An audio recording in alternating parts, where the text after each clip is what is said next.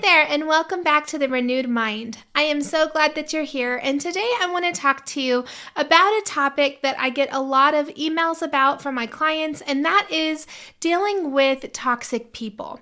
Now, I want to start off first by saying that this term toxic people, I don't really like labeling people as toxic, but we all know those people that can be very manipulative or they're not healthy for us to be around.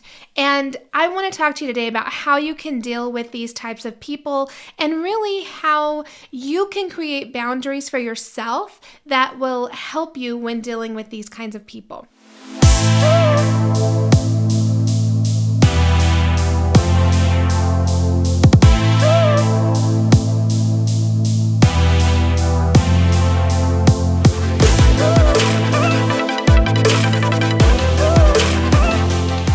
People may be a label for people who just complain all the time, maybe people who bring you down, people who try to manipulate you or even intimidate you or try to control you. But a lot of times, toxic people, that term really refers to people who it takes a lot of thought work to be around these types of people. Maybe you share your dreams with them and they are very discouraging. We all have those kinds of people in our lives. And a lot of times, the advice that you hear about dealing with toxic people is just to cut them out of your life completely. But often that's not always possible. Maybe they're a family member or a coworker, someone who it's not really in your control just to stay away from them. I would recommend limiting your time with these people, but I know that there are going to be times whenever that's just not possible.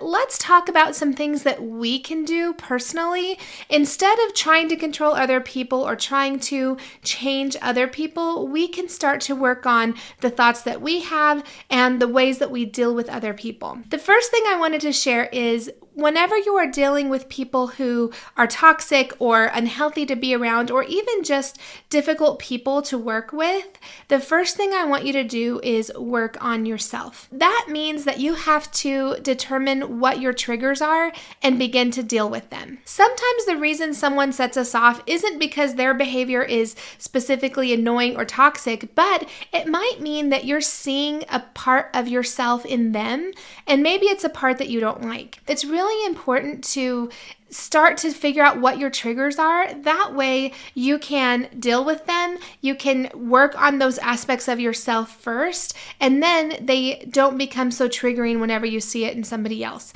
Now, an example of this might be someone who interrupts you all the time. After some self-reflection, you find that you interrupt other people, then you might want to deal with that trigger first and realize how it affects the people around you so that you're working on yourself first, and then interrupting becomes less of a trigger whenever other people do it.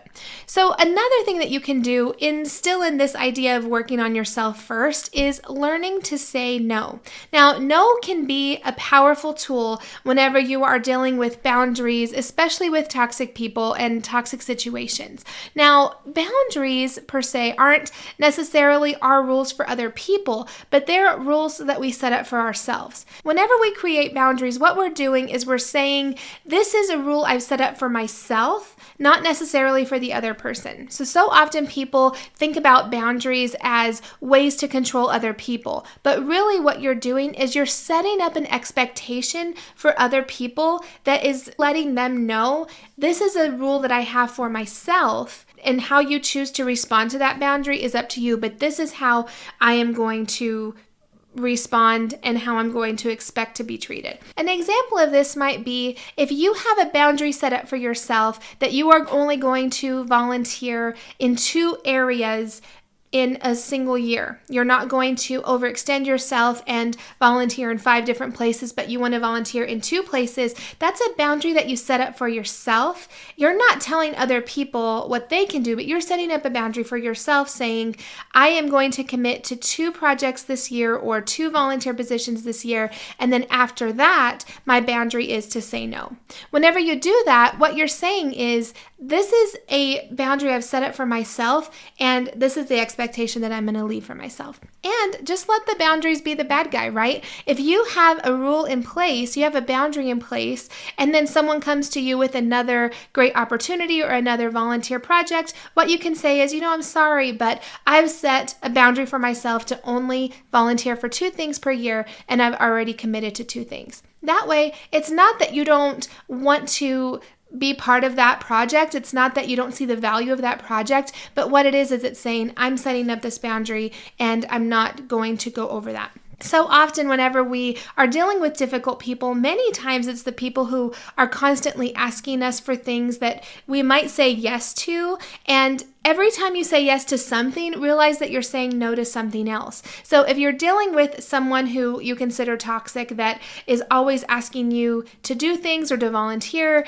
then make sure that you have a boundary set up. That way you can decide, this is how many things I'm going to volunteer for, and then after that, I'm going to have to say no. Learning how to say no can be really difficult, especially for women who we are successful and achievers and we want to do things. We're doers, right? And so many times saying no, just that aspect of working on yourself can help you whenever you're dealing with other people. Now, you might hear this topic or this tip and think that it doesn't really have anything to do with handling difficult people, but really it all starts in your mind and in your thinking. And so whenever you are choosing to set boundaries for yourself, that's when they'll start to ripple out to the people around you. Because if you tell someone, say, let's go back to this volunteer example, if you have told someone, I'm only going to commit to 2 things, they're probably not going to come back to you again a 4th or 5th time asking for you to volunteer for something else, because they know that you've already set up a boundary for yourself in that area. And if they do continue to come back to speak with you and asking you to volunteer more, then you can see that as a red flag and decide, okay, this is someone that maybe I want to limit my interactions with. Another tip that I have, and it's also in working on yourself, is that you can postpone decisions or postpone commitments. And what I mean by that is, say that there's a needy person in your life that they call and complain to you and they want to sit on the phone for hours and talk to you, and it really just happens on a regular basis. Now, I understand that there are going to be friends in your life that this is something that you want to do for them, but you know who I'm talking about. There are always going to be people who call that they just want to vent to you, and it seems like a regular occurrence, and it's something that you want to avoid. Well, one thing that you can do is choose to set up another time to meet with the person. So often people will, especially people who we find difficult, will come to us because they want that instant gratification of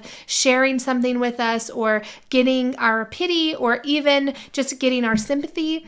And if you say, you know what, I really don't have time to talk right now, but if you want to set up a coffee in a couple of weeks or at the end of next week, or something like that, then I would be happy to sit down with you and chat with you. What happens is they might set up a time and really meet with you. And in that case, I would say that might be a really legitimate conversation that you want to have. But often they'll decline because what they're going to do is get on the phone to somebody else who's willing to hear them out right that moment. And that can be a boundary that you set in place to avoid having constant calls from this particular person.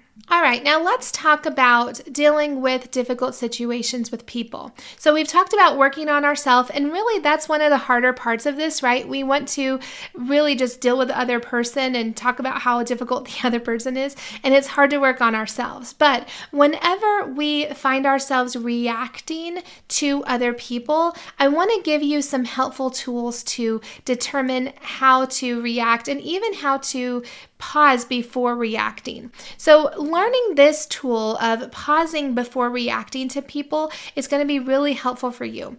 And the reason for this is because a lot of times our reactions end up becoming habitual. So someone sets us off on a regular basis and we just tend to expect that confrontation, or it just becomes a pattern of overreacting whenever a situation maybe doesn't warrant it. You might be feeding off of the drama of other people, and then you end up reacting even if it is ultimately toxic or harmful to you.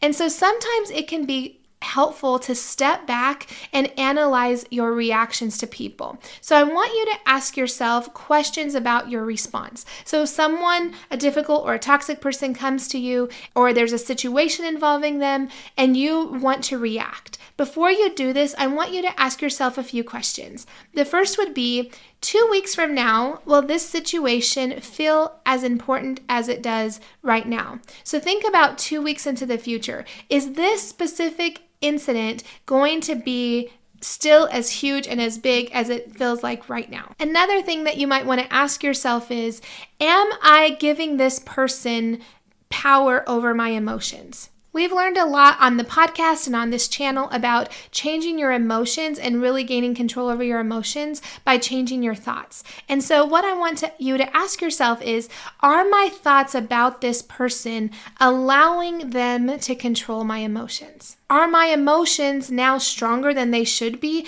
because of my thoughts about this person? Now, that's why I started this talking about how I don't really like the label of toxic people, because really that's a thought, right?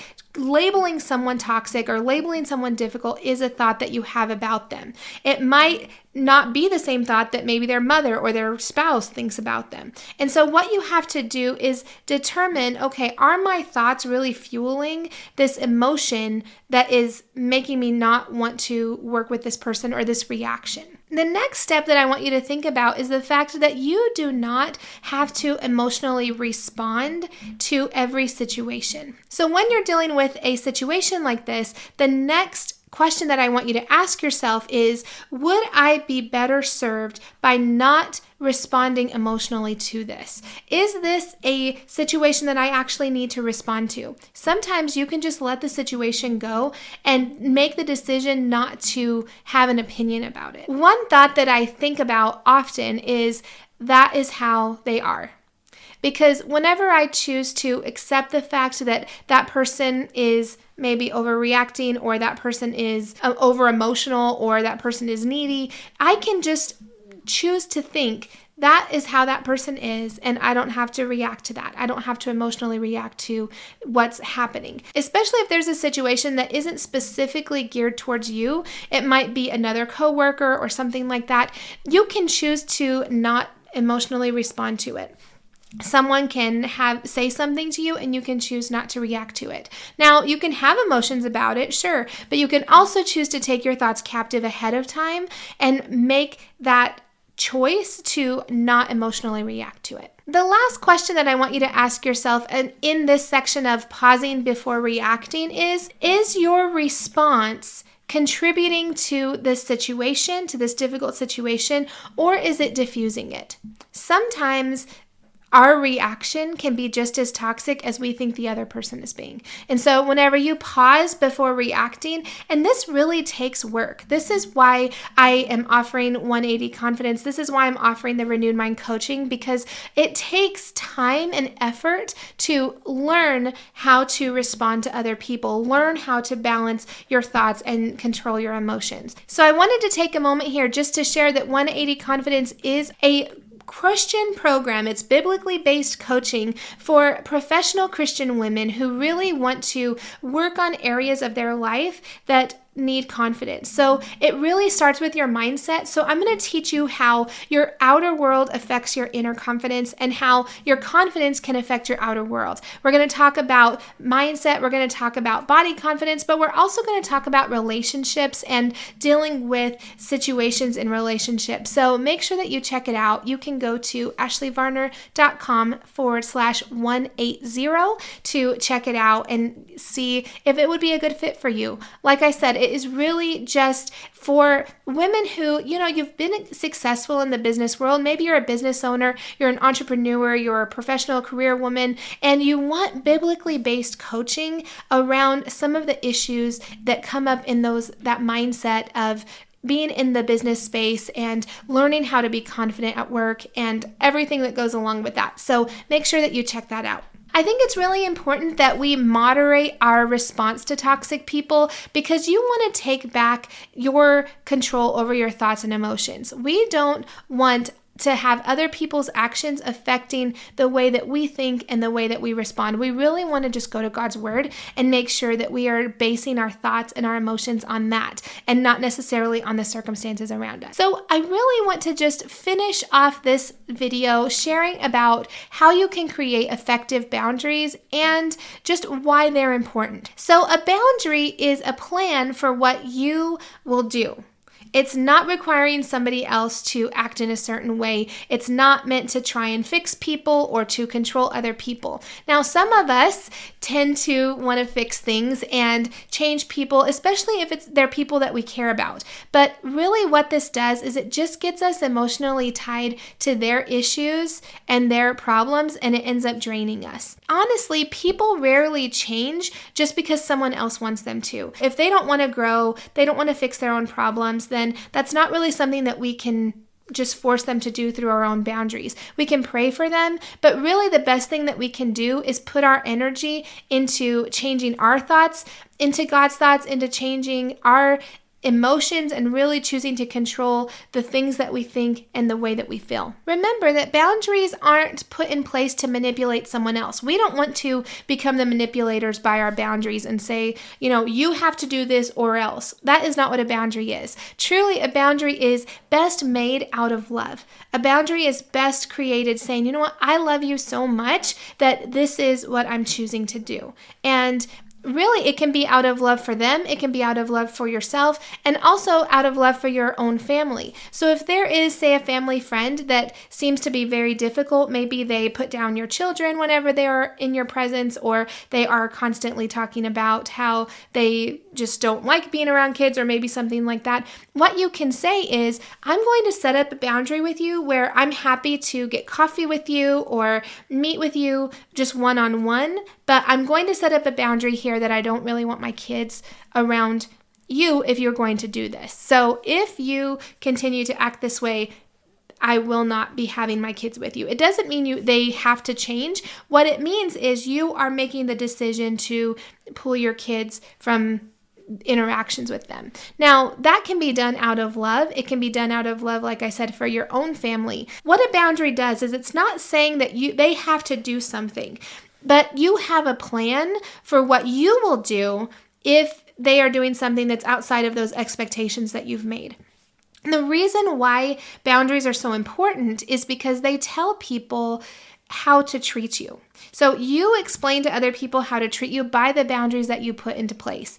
And really, if you think about this, if there are people who are demanding a lot of attention or a lot of time or a lot of energy even into your life, and that is energy or time or attention that you can better spend on your kids or your spouse, then you need to say, okay, these are boundaries that I'm putting in place. We can have coffee once a month or once every 2 months or whatever, but this is something that I need to set up in place to protect my family and myself and my time and attention. I want you to remember to build boundaries out of love. Boundaries do not have to be put in place because you're unhappy with someone. They can just be put in place because you love them or because you love yourself and your family.